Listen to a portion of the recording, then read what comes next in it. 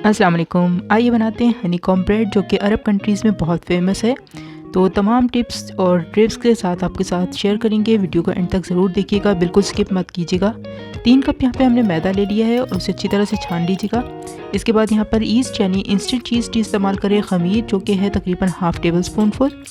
और इसके साथ ही इसके अंदर ऐड करेंगे शुगर जो कि 1 टेबल स्पून है। पिसी हुई चीनी ले ले तो ज़्यादा अच्छा है।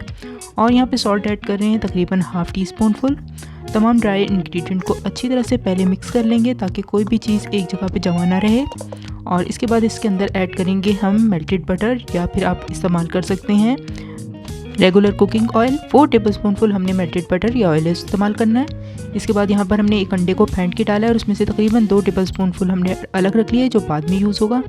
इसके अलावा यहाँ पर हम इसमें ऐड कर रहे हैं 2 चुटकी पीला खाने का रंग। आप ये ऑप्शनल है, इस्तेमाल करना चाहें तो करें, ना करना चाहें तो ना करें, कोई ज़रूरी नहीं। इसे हमने थोड़े से नीम गर्म दूध में हल कर लिया है ताकि कलर जो है अच्छा सा घुल जाए और किसी भी एक जगह पे इकट्ठा ना हो। तो इसको भी हमने ऐड कर दिया है अपने आटे के अंदर। और यहाँ पर हमने नीम गर्म दूध लिया है। नीम गर्म दूध हम लेंगे जिससे हमारा जो बैटर है बहुत ही अच्छा सा तैयार होगा, हमारा डो बहुत ही मज़ेदार सा तैयार होगा। और दूध की क्वांटिटी कम या ज़्यादा हो सकती है, ये आपके मैदे की क्वालिटी के ऊपर डिपेंड करता है। हमने यहाँ पे तकरीबन 1 कप दूध का इस्तेमाल किया है। तो यहाँ हम ब्लैक एंड डेकर की अपनी डो मेकिंग मशीन इस्तेमाल कर रहे हैं जिसका हम पूरा अनबॉक्सिंग और रिव्यू आपको दे चुके हैं। तकरीबन 1 साल से इसे यूज़ कर रहे हैं और ये बहुत ही अच्छी जा रही है, बहुत ही हाईली रिकमेंडेड है। अगर आप इसकी वीडियो के बारे में जानना चाहते हैं तो हम इसका आपको लिंक डिस्क्रिप्शन बॉक्स में और आई बटन में दे देंगे, तो आप ज़रूर देखिएगा ताकि तो कोई भी क्वेरीज़ हो इस मशीन के बारे में तो आपको वहाँ से मिल जाएंगी। मशीन ना हो तो आप नॉर्मली जैसे मैदा गूंथते हैं बिल्कुल उसी तरह से इसे सॉफ्ट गूंथ लें। देखिए हमारा बहुत अच्छा सॉफ्ट सा मैदा गूंथ गया है, लेकिन बहुत ज़्यादा सख्त या बहुत ज़्यादा नरम भी नहीं रखना, बस ऐसा रखना है कि जिसे आप हैंडल कर सकें। इसके बाद इसको आपने कवर करके किसी नीम गर्म जगह पे रख देना है ताकि आटा अच्छी तरह से राइस हो जाए। देखें साइज़ में डबल से भी ज़्यादा हो गया है तकरीबन 1 घंटे में। तो अब हम इसे निकाल लेते हैं और इसके बाद इसमें से जो एयर भर गई है उसको बिल्कुल हमने निकाल देना है। और इस तरह से इसको दबा दबा के हवा इसके अंदर से बिल्कुल आपने निकाल देनी है। देखिए आटा कितना मज़ेदार सा हमारा गूंदा है। अब इस तरह से पटक के इसमें जो भी हवा है वो निकाल देंगे। इस तरह हमारी जो ब्रेड बनेगी वो बहुत सॉफ्ट होगी, बिल्कुल भी अंदर से आपको चुई भी महसूस नहीं होगी। और ये टिप आप ज़रूर याद रखिएगा। इस तरह से जब आप अच्छी तरह पटक के आटे में से हवा निकाल देते हैं, फिर जब सेकंड राइस होता है तो हमारी ब्रेड बहुत सॉफ्ट बनती है। देखिए एक लॉक की शक्ल में हमने अपने आटे को रख लिया है और अब इसके ऊपर हम इस तरह से एक अपने अंदाजे के लिए निशान लगा लेंगे कि हमें इसमें से कितने ब्रेड पीसेस निकालने हैं। तो यहाँ पर हमने तकरीबन 15 बॉल्स बनानी है, तो 15 बॉल्स हमने निकाल ली। तो हमने जो ये अंदाजे के लिए एक निशान लगाया है उसके मुताबिक एक पेड़ा लेते जाएंगे।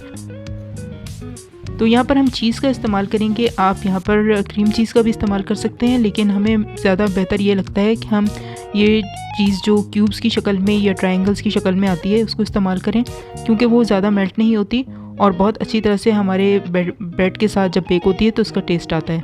यहाँ पे हमने एक राउंड बेकिंग टिन ले लिया है और इसको बहुत अच्छी तरह से हमने हर तरफ से बटर की मदद से ब्रश कर लेना है, ग्रीस कर लेना है, क्योंकि अगर ब्रश करेंगे तभी आप अच्छी तरह से इसको फैला सकेंगे। मेल्टेड अगर लगाएंगे तो वो फिर एक जगह रह जाता है, अच्छी तरह फैलता नहीं है। अब एक एक हमने यहाँ पर जो पेड़े बनाए हैं उसको लेते जाएंगे और यूँ हमने चीज़ के छोटे छोटे से क्यूब्स काट के रख लिए हैं और उसको इस तरह से हम अपने जो डो बॉल है, पेड़ा है, उसके अंदर रख के फोल्ड करते जाएंगे और इस तरह से हम अपनी बेकिंग टिन में रखते जाएंगे।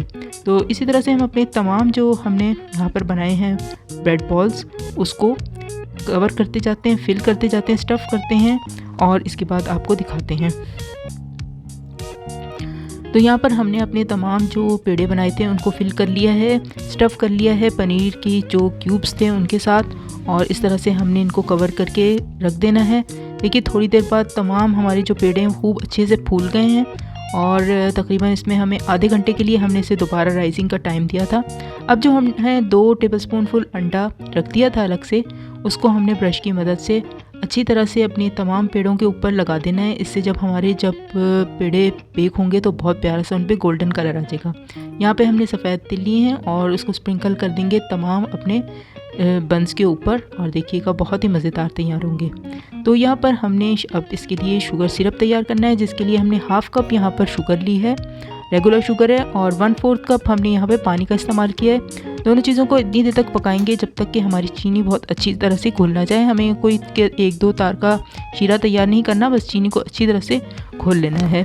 और जब अच्छी तरह से घुल जाए तो आपने इसके अंदर 2 टेबलस्पूनफुल शहद का इस्तेमाल करना है और शहद डालने से बहुत ही अच्छा जायका और खुशबू आ जाएगी। साथ ही यहाँ पे ऑरेंज ब्लॉसम वाटर जो कि अरेबिक फूड में आमतौर पे इस्तेमाल किया जाता है उसका इस्तेमाल किया। अगर मौजूद हो तो ज़रूर डालिए, ना हो तो स्किप कर सकते हैं। यहाँ पे हम बेकिंग कर रहे हैं बगैर ओवन के, तो हमने एक पुराना पतीला लिया, उसके अंदर एक जाली स्टैंड रखा, उसके अंदर अपना बेकिंग टिन रखा और हमने यहाँ पर देख सकते हैं आप स्लो आँच पर इसे पकाया है तकरीबन 25 मिनट के लिए और इतना खूबसूरत कलर आ गया है हमारे बंस पर। अगर आप ओवन में बेक कर रहे हैं तो 200 डिग्री सेंटीग्रेड पर 25 मिनट तक बेक कीजिए, इंशाल्लाह आपके भी बहुत ही अच्छे तैयार होंगे।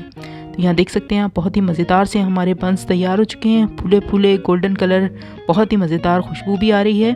तो चलिए अब ये गरम गरम है और इसके ऊपर हम अब ड्रिज़ल करते हैं। जो हमने शुगर सिरप तैयार किया था वो अब रूम टेम्परेचर पे आ चुका है। तो याद रखिए रूम टेम्परेचर होना चाहिए हमारा शुगर सिरप और गरम गरम हमारे होने चाहिए बंस, तभी ये अच्छी तरह से जस्ट करेंगे।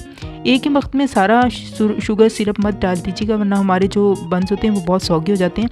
बस इतना डालें कि ये थोड़ा थोड़ा से इसके ऊपर कोटिंग हो जाए और थोड़ी देर के लिए आप इनको छोड़ दें।